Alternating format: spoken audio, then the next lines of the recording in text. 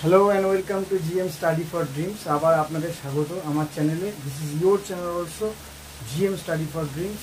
তো আজকে ক্লাসে আলোচনা করব খুবই মজার একটা বিষয় এবং ইংরেজি ভাষার একটা ভেরি ইম্পর্টেন্ট টপিক, নাউন। যে পার্টটা আমরা already we are all in the world of nouns, নাউনের জগতে আমরা আছি। অলরেডি নাউনের সম্বন্ধে সিঙ্গুলার প্লুরাল, নাউনের কাকে বলে, নাউন কয় প্রকার শিখেছি।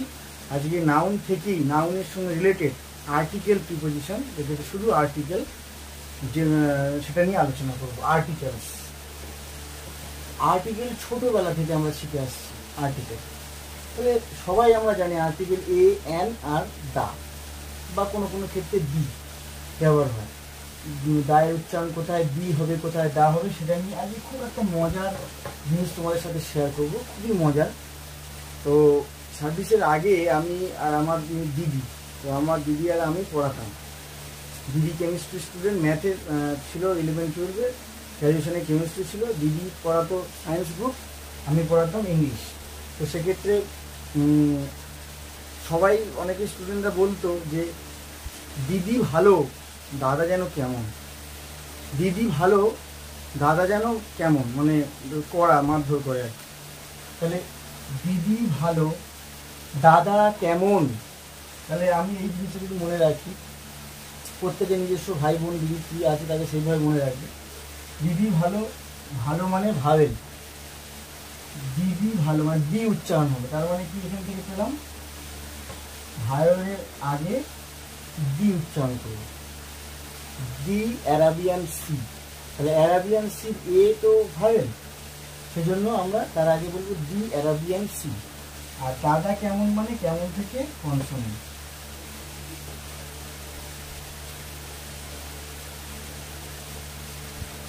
এই তো ব্যাপার।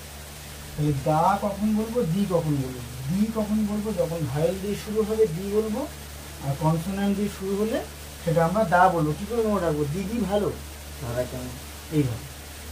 এবার এক্সাম্পল অনেক আছে। যদি আমি দা গঙ্গা বলি, তখন কি বলবো, দা গঙ্গা। কেন, গঙ্গা জি তো কনসোনেন্ট। চলো নেক্সট শুরু করবো। যে আজকের ক্লাসে যেটা নিয়ে শুরু হবে সেটা হচ্ছে একটা আর্টিকেলের যে ভাগ, সেটা হচ্ছে একটা ডেফিনেট আর্টিকেল। এই যে ডেফিনেট একটা আর্টিকেল হয়, ডেফিনেট নির্দিষ্ট করে বলছে, সেটা হচ্ছে এই দা, বা যেখানে কিছু ক্ষেত্রে যেটা আবার দি উচ্চারণ হবে সেটা হচ্ছে দা একটাই। আর ইনডেফিনেট আর্টিকেল আছে, ইনডেফিনেট আর্টিকেল সেটা হচ্ছে এ আর এন, ইনডেফিনেট মানে নির্দিষ্ট করে বলছে না, কোনো একজন মানুষ, এরকম।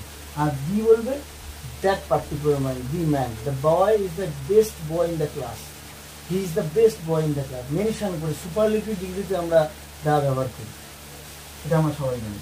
তো আজকে কিছু বিশেষ পরীক্ষায় পড়বে সেই রিলেটেড ডাইরেক্ট সেখানে চলে যাব। একদম ছোটো থেকে জানি এ পেন একটি পেন, এ ট্রি একটি গাছ, সবাই জানি। সেক্ষেত্রে সেই বেসিকে সবাই আমরা জানি। সেক্ষেত্রে এক্সামে কি পড়বে, কম্পিটিটিভ এক্সামে, সেটা চলে যাব।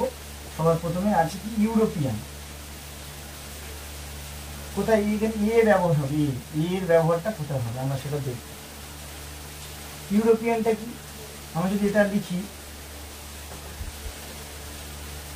ইউরোপিয়ানটা যদি বাংলায় লিখি, হস্যই হস্য ইউ, রকারে রো, হর্ষই অন্তঃস্থকার দন্তান, ইউরোপিয়ান।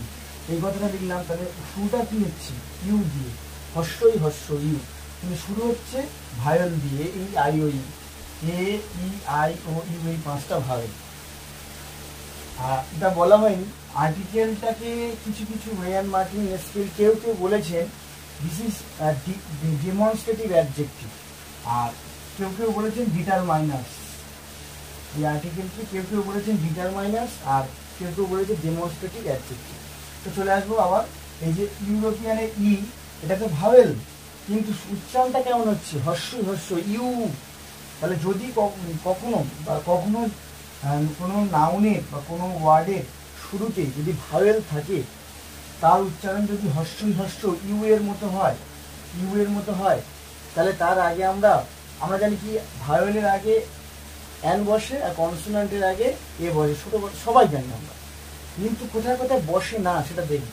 তাহলে ই ভাওয়েল হওয়া সত্ত্বেও এই উচ্চারণ যেহেতু হর্ষই হর্ষ ইউ এর মতো হয়েছে, তাই এখানে কি হবে a university, sorry a European. ঠিক আছে, বোঝাতে পারলাম। আর যদি বুঝতে হয় লিখে নিতে হবে, কথাটা রিবাউন্ড করে ঘুরিয়ে আবার নিজে নিজে লিখে নিতে হবে এই বিষয়টা। নেক্সট চলে যাব ইউনিয়ন, সেম হর্ষই হর্ষ ইউ, দন্তন্য হর্ষই অন্তস্থ দন্তন্য ইউনিয়ন।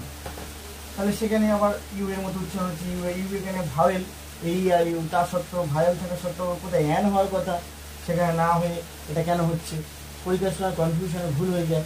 তাহলে কারণ কি, হর্ষই হর্ষ ইউ এর মতো উচ্চারণ হচ্ছে।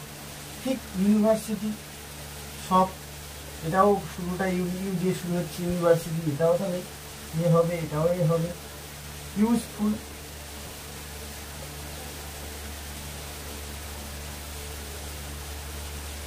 এটাও ইউ এর মতো উচ্চারণ হচ্ছে, ইউ এর মতো। Unique, a unique, A 1 rupee note, এটা তো পরীক্ষা বহুবার পড়েছে, এটাও লাস্টেরটাও পড়েছে। এক ছোট হরিণ, 1 আইডিয়ার আর 1 রুপি নোট, 1 রুপি নোট, তাহলে ওয়ার মতো উচ্চারণ হচ্ছে। তাহলে কি এক্ষেত্রে কি হবে, ও যেটা ভাওয়েল আছে সেটার উচ্চারণ কিসের মতো হচ্ছে, ওয়ার মতো হচ্ছে, ওয়া। তাহলে এর নিয়মটা কি হবে, যখন কোনো ভাওয়েলের উচ্চারণ ভাওয়েলের মতো না হয়ে ওয়ার মতো উচ্চারণ হবে, ওয়া 1 রুপি 1 আইডিয়ার, ওয়ার মতো যখন হবে তখন হবে ই, অ্যান হবে না। তাহলে আমি কি করে এই জিনিসগুলো মনে রাখবো, কোনটা কিসে উচ্চারণ হবে কি হবে? তাহলে একটা জিনিস মাথায় রাখতে হবে, পয়েন্ট টু বি নোটেড, সেটা হলো শুধু ভাওয়েল হলেই অ্যান হবে, কনসোনান্ট হলেই ইয়ে হবে এটা না। সাউন্ডটা কানে কেমন শোনাচ্ছে, আমার সাউন্ডটা যে ওয়ার্ডের সাউন্ডটা আমি মনে মনে বলবো কেমন শোনাচ্ছে, সেই যে হিয়ারিংসের উপরে যে মানে হার্ট শুনছি, হ্যাঁ আমাদের কানের মধ্যে কেমনভাবে ফিলিংসটা আসে, সেই ফিলিংসের উপরে এই অ্যান ব্যবহার হয়, এটা মাথায় রাখতে। তাহলে এই পার্টটা হলো। নেক্সট চলে আসবো অ্যান কীভাবে ব্যবহার করবো। অ্যান সবাই জানি আমরা যে ভায়োলের আগে অ্যান বসে, সেক্ষেত্রে প্রথমে এইচ ও ইউ আর আওয়া, এই আওয়ারের উচ্চারণে এইচ যদি না বলি, তাহলে যদি বলি এইচ উচ্চারণটা করবো, অনেকে বলে হাওয়ার, তো এইচ উচ্চারণটা করবো না কেন, কারণ এইচ উচ্চারণ এখানে সাইলেন্ট। ইংরেজি ভাষায় কিছু কিছু ওয়ার্ড আছে যেগুলো কিছু লেটার সাইলেন্ট থাকে, এখানে এইচ সাইলেন্ট, তাহলে কি হবে অ্যান আওয়া।